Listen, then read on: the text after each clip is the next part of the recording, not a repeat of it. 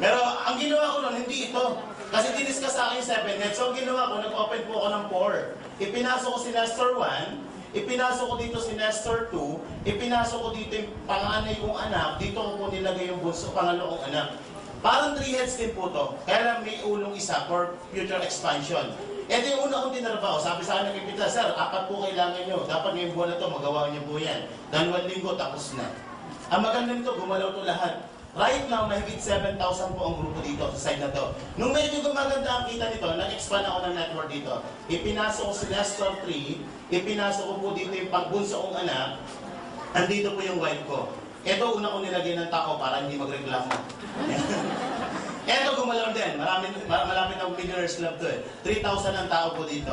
Nung medyo gumaganda network dito, ito yung personal kong tinatrabaho ngayon. Yung bunso kong anak. Kapag naglagay ako ng dalawa dito, let's say si A sa si B, ako nagtrabaho, dito ko lang nilagay sa anak ko, let's say si A sa si B. Direct referral bonus kay A is 500, direct referral bonus kay B is 500. Meron din siyang sales match sa 1,500. Ang anak ko, magkano kita? 2,500. Tingin nyo, si Nestor 3, may pakinabang. Saan nilagay ko dito? Meron ay 3,000 dito. Ang daming points dito. So may 1,500, may 1,500. Si Nestor 3, may kita 3,000 pesos. Tingin nyo ito meron? Ito yung super strong na tinatawag. So may 1,500, may 1,500. So ito, may kita magkano? 3,000 pesos. O, tingnan nyo po mga kapatid. Magkano ang kinita na total? Ang total na kinita po is 8,500. Alam niyo po, nung empleyado ko to, sweldo ko na iiwan sa isang buwan. Ito, kayang gawin mo ng 2 oras lang. Tama po ba? Pero kung kaya mo naman, ang 7 account, mas maganda kasi ang 7 account po, bawi mo na kaagad ang kapital. Kasi ang single account, kasi nag-open ka ng isa lang, ikaw yan. Ginawa mo rin yung ginawa ko. Kinuha mo si A, kinuha mo si B, may 500 ka dito, tama po ba?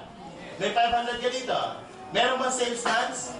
1,500. Magkano kinita niyo po? 2,500. Matanong ko po kayo, ang ginawa niyo ba at ang ginawa ko parehas lang. Pero ang resulta at ang resulta ko mag-iba. Tama po ba? Do the right things on the first time. Kung nagustuhan nyo, tandaan nyo sa negosyo, pinag-uusapan ng ROI, Return of Investment. Mas maganda po ito kumpara dito. Pero dito kikita ka rin. Pero hindi ka gaano yayaman. Dito talaga, parang inaarmalit ng 1,500. Kasi pag lumalim lahat ka, ang daming head na kumikita. Kaya po dito may nag-100,000 per day. Kasi ganito ang ginawa nila, 7 account. Ang investment po ng 7 account, ito na 7,980 or 55,860. Pero pakikita ko po sa inyo, rate of return nito. Dito sa 7 na yan, yung 6 niyan ay nakadirect po dito. Kung itong 6 niyan, consider sales nito. May 6 na 500 yan, 3,000 kaagad ang babalik. May mga sales match din sa loob ng account na yan. 5 sales match, may babalik sa inyo 7,500 total. Nababalik sa inyong commission sa 7 account is 10,500. Wala ka pa nilalagay ng tao ha. Ipinasok mo lang yung 7 account mo, may 10,500 ka nang babalik. May produkto po kada isa niyan. Ang produkto kasama niyan, 6,000 pesos kada isa. Multiply by 7 accounts, 42,000 ang produkto. Pag nabenta ang produkto ko, 52,000 ang bumalik. 55 ang puhunan, 52 ang bumalik. Magkano yung nahabol mo? 3,000 na lang. Tama po ba? Lagyan mo ngayon ng tao. 8 tao ang kailangan dyan. Magkano kikitain mo pag nilagay yan? Yang 8 yan. Kapag nilagay mo dito, itong 7 account mo, may kitang 22,000. Alam niyo po ba ito 55 milyon kung nakalagay sa bangko at the rate of 5% para kumita ng 22,000, 9 na taon na higit. Humanap ka ng bangko may 5%, wala na pong ganun. 2.5 na lang. 2.5 time deposit pa yon. Pag naka-savings ka, 1% lang po yan per annum. Ibig sabihin ito, kikita na ng 55 pesos sa taon. Paano kikita ng ganito? Ito kayang gawin mo ng isang buwan lang. Tama po ba? Ang tanong, nagustuhan niyo po ba ang negosyo? Yes! Nagustuhan niyo po ba ang kitaan? Yes! Problema po ba ang kapital? Yes! Dipindot ba kayo? Alam niyo po na naimbita po ako dito, problema ko rin ng kapital. Kaya lang, sabi nga, pag gusto, maraming paraan. Pag ayaw, maraming dahilan. Ito pala pindutan, projector ko pala gamit. Alam ko nasa taas. Anong ginawa ko? Wala akong kapital. Alam niyo bakit kulang ang kapital ko? Ang asawa ko po walang trabaho nung naimbita ako dito. Ang mga anak ko nag-aaral, 3.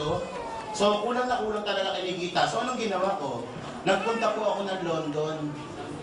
Alam niyo po yung London? Loan dito, London. Utang sa Bombay. Pero alam niyo po, hindi ko po kinaihiyan pang utang niya kasi for the past 4 years na ginagawa ko to, more than 10 million na po ang kinita ko dito. So ano, gusto niyo ba mangyari din sa inyo yun? Okay, paano natin sosolve yan? Tapatan po tayo ngayong 2010, namumblema ka ba sa kapital? Balik kami yung 2005 mo. Noong 2005 ba, yan din ba ang problema mo? O tingnan nyo mabuti mga kapatid, 5 taon na po ang nagdaan sa buhay natin, ang problema mo di nababago. Pag may problema, may solusyon. Gusto mo isolve natin? Para masolve ang problema, dapat alam mo yung pinagmumula ng problema. Tama mo ba? Tingin nyo, anong problema? Anong cause? At bakit ang problema mo di nababago? Ang isang dahilan po dyan, yung ginagawa mo dito, hanggang ngayon, yun pa rin ang iyong ginagawa. Tama po ba? Sabi nga, if you always do what you always done, you always get what you always get. So, anong dapat gawin? Change. Tama po ba? And for things to change, you have to change. Tama po ba? Kailangan magkaroon ka ng konting pagbabago kasi kung itutuloy mo yan for the next 5 years, darating po ang 2015, yung problema mo ngayon, darating to, yan pa rin ang problema mo. Tama po ba? Walang pinagkaiba po yan sa isang drum na may pumapasok na tubig. Tingin nyo, mapupuno hindi. Paano kung butas ang drum? O, listen, ito po yung nangyari sa atin for the past 5 years. Kumikita ka ng 10,000, gumagastos ka ng 10,000, may savings wala. Kung ito ang senaryo ng buhay mo, kapatid, medyo maalarma ka. Bakit? Kahit magtrabaho ka na matagal na panahon, hindi po mapupuno yan. So, anong dapat mong gawin? Hindi kapalan yung butas na yan para mapuno yan. Kaya tanong, ano yung butas na yan? Yan po yung tinatawag natin mga needs o mga basic needs. Ano yan? Anyan po ang pagkain, mga utilities, ilaw, tubig, telepono, upa sa bahay, apartment, tuition. Ang dami niya mga butas. Minsan may mga emergency pa, malalaking butas. Ang tanong, pwede bang tapalan ng butas para mapuno? Anong yes? Pwede ba wala mo ng pagkain? Mabubuhay ka ba sa oxygen lang? Mga anak, inhale lang. Pwede ba yan? Pwede ba naka-schedule ang pagkain ng mga anak nyo? Mga anak, cost reduction tayo ha. Ang kain nyo, MWF lang ha. Kami ng dati, DPHS. Pero ano po si Lola? Every Sunday nyo lang. Pwede ba yan? Hindi pwedeng tapalan ng butas. Tama po ba? So, anong point doon? Kapag dito ka nakapokus, ang tawag yan is scarcity mentality. Pilit mo kinokontrol to na hindi mo naman kayang kontrolin. Bakit ang nagkocontrol po dyan is outside world? Kahit magrally ka araw-araw sa Malacanang, hindi bibaba ang presyo ng bilihin. So, anong dapat mong gawin? Kontrolin ang bagay. Ngayon 2010, ang kukontrolin mo yung bagay na kaya mong kontrolin. Ano yun? Itong kinikita mo. Walang pipigil sa'yo na magdagdag ng kita. Tama po ba? Let's say, pinasok mo yung 2010 ng IM Global, ang negosyo ng IM Global.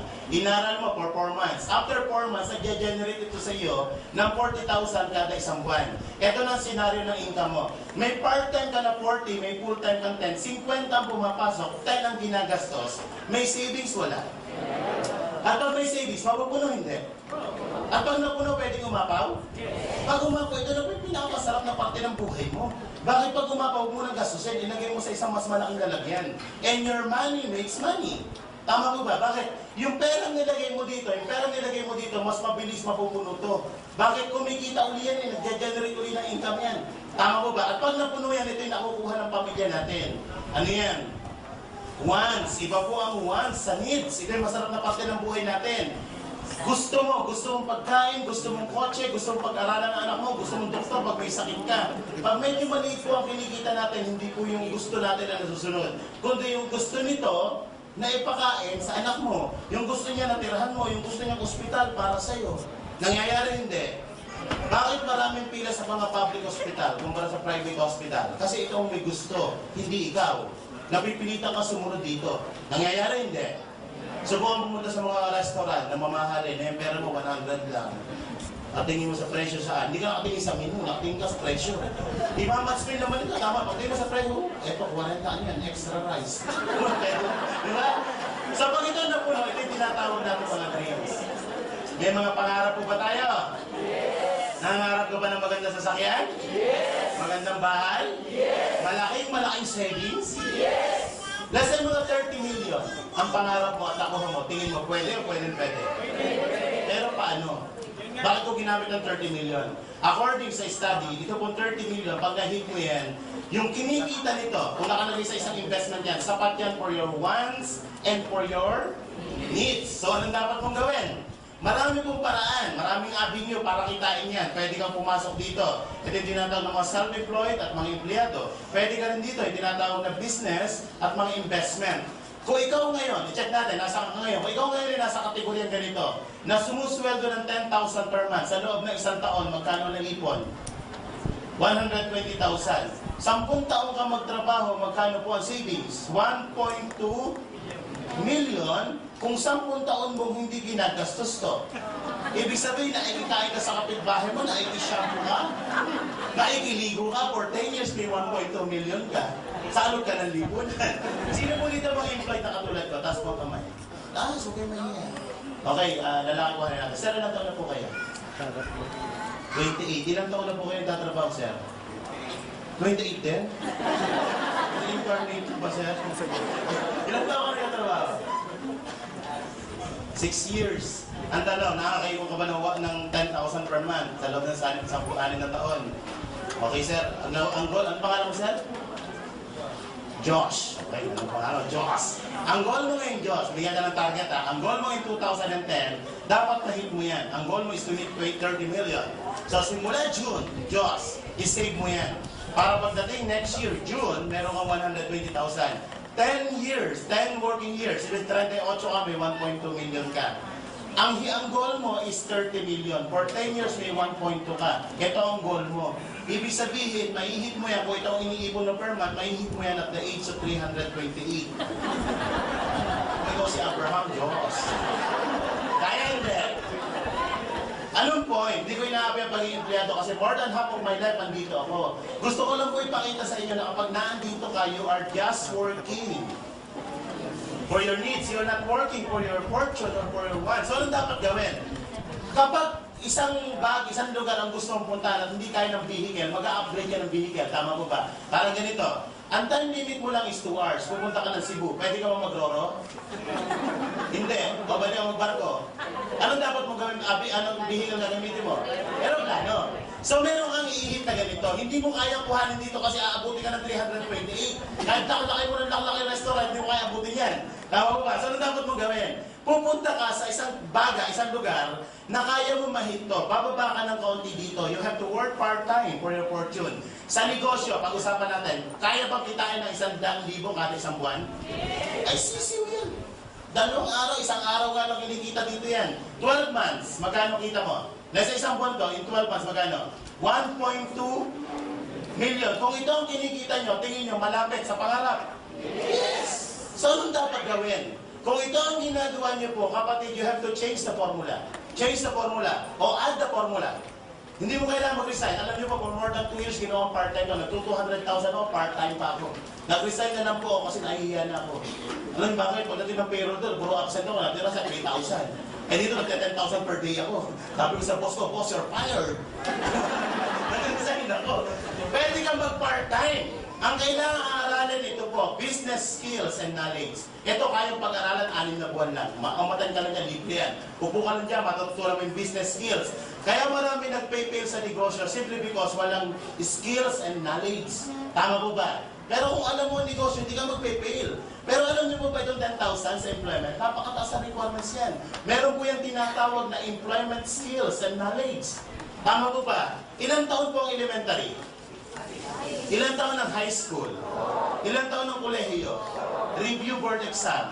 Ilang taon kang nag-aral?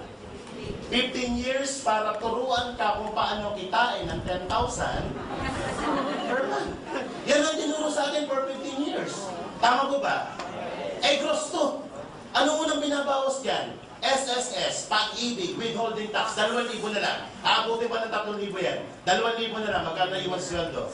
8,000, mamamasahe, parito, 100 per day, 3,000. Magkano na iwan sa sweldo? 5,000, kakain. Pwede ba may bagong kabilang paamoy naman? Pwede ba 100 per day na budget sa pagkain? Tipid na tipid yan. 3,000 ulit. Magkano na iwan sa sweldo mo? Ano pang gastos? May cellphone. Pag load, o 1,000 ng load. Magkano na iwan sa atin? Yan po ang pinag-aralan natin for 50 years. Mas malaki pa ang sweldo ng katulong. Ano masakit dito? Masakit na masakit. Bakit? Dapat masaktan ka ng konti para mamulat ka sa katotohanan. Tama po ba? Minsan binabangungot ka na nag-i-enjoy ka pa. Alam niyo po ako 20 years ako nandito eh. Alam niyo, for 20 years ko sa employment, ang naiipon ko po hindi pera. Payslip. Pagdating ng payroll, inire-remit ko lang sa asawa ko, payslip. Kaya ako yung taong gigil na gigil. Kaya nung nakita ko na hindi ko na pinakawalan po. Walang kapital. Automatic kinabukasan yung Bombay ang pinag-initan ko.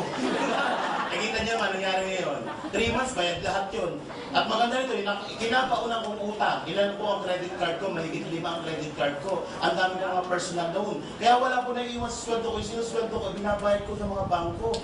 So, nagsasabi ng pamilya. So, nakita ko to, utang din. Yung utang ko, umutang pa ako para sa negosyo. Ang maganda po nito, lahat ng utang na bayaran. Dating apartment na tinitirahan ko, ngayon nasa bagong condo po ako, 3.2 million. So, ito lang, gusto nyo yung kaya ito million. Okay. Anong dapat gawin? Skills and knowledge. Bago ka magsimula, dapat may kapital. Tama mo ba? Wala pong negosyo, walang kapital. Tataya ka ng konti, hindi ka mananalo sa loto pag hindi ka tumaya. Kahit araw-araw kung lumakad ng panhod sa Quiapo, at hindi ka naman tumataya ng loto, hindi ka mananalo. Tama mo ba? You have to invest. You have to invest your time, your energy, and your money. Ito po, benta pa sinunod nyo ganito yan. Friend, ito sabi mo sa message, punta ka sa right message sa cellphone mo. Friend, favor naman. Meron akong business na bubuksan. Kailangan ko ng 8,000 na kapital. Pero may 7,000 na ako dito, 1,000 na lang kulang ko. Ay, wala ako 7,000. 1,000 na lang kulang ko. At alam mo, friend, ikaw talaga ang kahuli-huli ako ng kaibigan malalapitan. Then option, send to all. Pinabukasan, solve na yan. Pag nakakiram ka, mag-join ka na kagad. At itong 8 kaibigan na nagpayroon sa'yo, balikan mo. Bilang pagtanaw ng utang na loob. Yan ang paliwanagan mo ng produkto at bentahan mo. Hindi makakatanggi ang 8 yan. Bakit? Di utang ka. Pwede ka magaling ka ng friend, yung bayad ko ha. Eh, 1,2 yan. 1,000 na utang ko sa'yo. Ikaw may utang sa akin. Mabaliktad ang pangyayari. Pag hindi kaya 1,000, maghanap ka lang sa 6. Utangan mo lang tignan 500 lang. Tama mo ba? Kung hindi kaya, 30 na lang kayo, friend. 50 na lang kayo, please. Hindi ko rin kaya, isang araw ko na yan. Eh, 64. Hindi ko 125 na lang. May bigat pa rin yan. May nakilong bigas din yan. Pag ito na inuutang mo sa kaibigan mo, isa na ibig sabihin yan. Mga purang friendship mo. Pag hindi pa rin kaya, last option na pwede mong gawin. Dito walang tatanggi sa'yo. Humanap ka ng 7980 na kaibigan o tangang mong pipiso. Anong point ko? Maraming paraan. Tandaan nyo pa po, pag gusto, maraming paraan. Pag ayaw, maraming dahilan. Pwede ka rin maghati. Kung hindi mo kaya to, hindi mo kaya yan, hindi mo kaya yung 7 heads, hindi mo kaya 3 heads. Maghati kayo magkaibigan. Dalawa kayo na yung bitan, maghati kayo sa puhunan. Ang tawag yan, partnership, 3,990 kayo. Pag kumita kayo ng maganda, sa kayo maghiwalay na ako, hati kayo sa produkto, yung insurance, di pwedeng hatiin, ha? Di ko muna ako mamatay, sunod ako, di pwede yun. Kaya mo sa kayo na, para pag kaya na to, hindi pa rin kayo makasagot, apatin nyo. Ang tawag dyan, hindi partnership, tawag dyan korporasyon. Hindi ko 1,995 lang kayo. Pag hindi nyo pa rin kaya, sampuin mo. Hindi po korporasyon ang tawag dyan asosasyon. Asosasyon na mga walang pera. Ikaw ang presidente, ikaw nakaisip niya. 798 lang. Pag hindi pa rin kaya to, 100 hanapin mo. Hindi po asosasyon ang tawag dyan kooperatiba. Tigsi 79 pesos at 80 centavos na kayo. Kaya lang, pag kumita kayo ng 1.5, dahil 100 kayo, ang partihan nyo lang, tigigin silang kayo. Ay may bawas pa yan kasi may tax na babawasan, 10%, withholding tax. Kaya may iwan sa cheque mo, 1350, pagpunta mo ng PDO, 3 valid ID pa kailangan.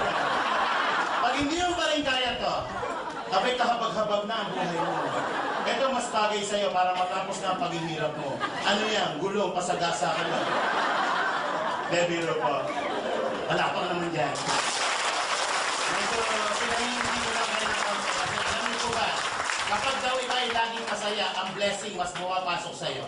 Tama mo ba? Pag kayo ay laging nakasimalmal, ano nakasimalmal? Nakaganito? Yan po ba'y negative? Ang human aura na nire-release mo is negative. Ang blessing pupunta sa'yo, positive po ba? Positive po ba ang blessing? Negative attracts negative and positive attracts positive. Pag pupunta sa iyan, ang tendency ng yung aura mo is i-reject yan o tumalbog o umiwas sa'yo. Kaya dapat kahit may kaunting problema, ngumiti ka. Bakit? Ang aura mo is nagiging positive. Positive attracts. So mga biyaya sa'yo mapupunta. Tama po ba? Kaya pag may nakita ang ganitong klaseng tao, tabihan mo. Eh bakit naman? Negative yan. Para yung grasya tumatalbog sa'yo, punta. Mabilis lang kung maging masaya. Dapat grateful ka lang. Kasi minsan kaya ka nagiging malungkot. Alam niyo bakit? Iniisip mo kasi mga bagay na wala ka. Para maging masaya po kayo, be thankful for what you have. Isa po sa requirements yan. In getting what you want, unang requirements, be thankful for what you have. Wala kang sapatos, putput na sapatos mo, magpasalamat ka, may paa ka. Ang daming walang paa. Tama ba? Meron ka silang pambili sapatos, wala ka silang paa. Kamutali ka nakakalakad, napaka-grateful mo. Yung magising po kayo sa umaga na humihinga ka, napakagandang blessing po yan. Tama po ba? Sabi nga, hindi daw po natin kasalanan ang isinilang tayong mahirap, pero ang mamatay ng mahirap ay kasalanan mo na. Bakit? Bakit mo naman sinabi, Nestor, yan? Marami pong isinisilang na mahirap yung mayaman. Tama po ba? Marami pong isinisilang na mayaman, makikita mo minsan, mahirap na. So anong point doon? Kung iniisip mo na kaya mong yumaman, tama ka. Kung iniisip mo na hindi mo kayang yumaman, tama ka. Lahat ng iniisip mo, palagi kang tama. Sino po ang gusto maging mali? Taas po ang kamay. Ako lang nakataas, ayoko rin maging mali. So anong point doon? Yung nangyayari sa atin ngayon, yan po ang tamang ginawa mo dito. At ang mangyayari sa iyo bukas, kapatid, dapat tama ang gagawin mo ngayon. Sabi nga, yung ani, nagdidikta ng ani mo, yung tinanim mo. Tama mo ba? Magtanim ka ngayon, aani ka bukas. Huwag kang magtanim ngayon, wala kang aani bukas. Magnegosyo ka ngayon, bukas kikita ka. Huwag kang mag-join, wala kang kita. Tama mo ba? Ang mangyayari sa iyo bukas, kapatid, nakasalalay sa decision mo ngayong hapon to. So make the best decision. Your destiny is not a matter of chance. It's a matter of choice. Pinipili po yan. Pinipili po ang pagyaman. Hindi po sapat sa pamilya ang pagmamahalan lang. Di ba napaka-pilosopo? Puro kay pera. Money is not the most important things in this world. Masaya na kami sa pagmamahalan at sa kapayapaan. Pwede ba yun? Pagmamahalan at kapayapaan lang? Subukan niyo bumila sa Jollibee. Ang dala mo lang magmamahalan at kapayapaan. Pwede ba mabayad sa kahera yun? French fries, please. Meron kang magmamahalan at kapayapaan. Itatabi ka ng gordya dyan. Tama po ba? Pag may mga sakit ang anak natin, pwede ba dok nagmamahalan at kapayapaan? At meron ba po kami kapayapaan? Hindi pwede. Money is not the most important things in this world, but the lack of money affects the most important things in this world. Tama po ba? Mas masaya ang pamilya kung may kaunting laman ng bulsa mo. Mas marami kang matutulungan pag may laman ng bulsa mo. Marami kang charity magagawa. Marami kang magagawa kabutihan pag may laman ng bulsa mo. Money is not evil. The lack of money is evil. Nasa gamit po yan. Parang kutsilyo. Yung kutsilyo, pag prepare mo ng food sa kusina, okay ang gamit niya. Yung kutsilyo, pansaktan mo ng kapitbahay. Hindi ibig sabihin bad yung kutsilyo. Ang bad yung ikaw. Tama po ba? Okay, so tapos na po tayo. Palakpak naman po dyan. Ayan lang, tapos po tayo matapos. Meron na po isang kwento. Para saan po ang kwento? Sa lahat po na magjo-join at sa hindi magjo-join. Sa mga magjo-join nga po pala, tumatanggap po tayo ng cash, tumatanggap po tayo ng credit card, tumatanggap din po tayo ng check. Sa lahat po na magme-member, dito po ang daanan ng mga nagme-member. Room 301. May kahera pong dalawa dyan. Magpasama ka sa sponsor mo sa nag-imbita sa iyo. Sa mga hindi po magme-member muna, wag po muna makigulo doon. Hindi po yan ang daanan ng mga hindi nagme-member. Sa bintana po kayo dadaan. Kaya mag-join ka na. Biro po. Balik ka naman, kahit hindi ka mag-join, may moral lesson po tayo natutunan. Tama po ba? Okay, ito po ang kwento. May isang pamilya umakit ng Baguio. Kasama si tatay, si nanay, si ate, si kuya. Pinabukasan ng sasakyan ng pamilya, nakitang nahulog sa bangin. Grabe, patay ang buong pamilya. So sabi ng mga pulis, ano ba yung dahilan? Bakit nahulog ang sasakyan sa bangin? So wala silang traceability kasi total right ang sasakyan, patay lahat ng pasahero, gabi nangyari, wala nakasaksi. So sabi ng mga pulis, tanggalin yung sasakyan na yan. Kaya lang nung tinatanggal, may nakita isang buhay. Ang problema, ang buhay, hindi tao. Ang buhay yung alaga ng pamilya at isang unggoy yung alaga ng pamilya. Pero matalinong unggoy. So wala nagawa ang mga polis kundi tanongin yung unggoy. So tinanong si unggoy, unggoy, hindi ka ba? Unggoy. Kasi dito marami. Unggoy, anong ginagawa ni tatay habang umaakit ng Baguio? Aba, matagilo si unggoy. Ang sabi ni unggoy, ako naglalasing. Si nanay, anong ginagawa? Nagbubunubong na lasing. Si ate, si kuya, anong ginagawa? Ako nag-aaway, may lasing, may bungangera, may nag-aaway. Eh mahulog talaga sa bagay ng sasakyan niya, gabi ka nagdadrive. Ikaw ba yun ang ginagawa mo? Siya pala ang driver. Anong mga lesson? Wala. Meron po. Ang kwentong yun, nire-represent po ang buhay natin. Ang pasahero ay tayo. Ang bihikulong na ano sa kwentong yun, yung po yung kumpanyang nakita nyo ngayon. Yung Baguio, nire-represent po yung pangarap natin. Pataas, yung summit. Yun ang representation ng dreams mo. Ano yung bangin? Yung po yung kahirapan. Bangin ng kahirapan tawag yan. Sino yung driver? Na nakailam ng direksyon sa pangarap mo. Yan po yung taong malaking impluensya sa buhay mo pag-uwi mo. Pag-uwi niyo po ng bahay o paglabas niyo ng seminar na to, ihanda niyo po ang sarili niyo sa mga taong kakabig ng pangarap niyo. Sinisigurado ko po sa inyo, paglabas niyo ng seminar na to, maikwento mo po man yan. Naku, mami, ang ganda ng global payaman. Anak, butong lang yan. Hindi nga po sabi ni speaker, may yaman daw po mag-join lang. Anak, papunta ka pala. Babalik na. Sagutin mo na. Alam mo, mami, kaya nga ayaw kong punta ng pinuntahan niyo, walang nangyari. Tatahamay niyo pa dyan. Kapag nanenegatives kayo na mahal niyo sa buhay, dahil niyo po dito. Kaya ka nanenegatives niya simply because hindi nakita. Kung kapitbahay mo nagnenegatives sa'yo, huwag mong pakinggan. Bakit? Pag yumaman ka ba, sila ba sasakay sa kotse mo? Hindi. Tama. Di ba pag yumaman ka, ikaw mga ginarong pamilya mo? So huwag mong pakinggan ang mga negative ng buhay mo. Tama po ba? So sana po magkasama-sama tayo sa negosyo. Dito po sa Global, may mabilis yumaman, may mabagal yumaman. Pero isa lang po ang sigurado, kapag nasa Global ka, sigurado payaman ka.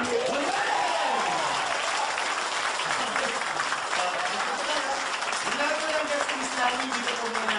Guest list namin.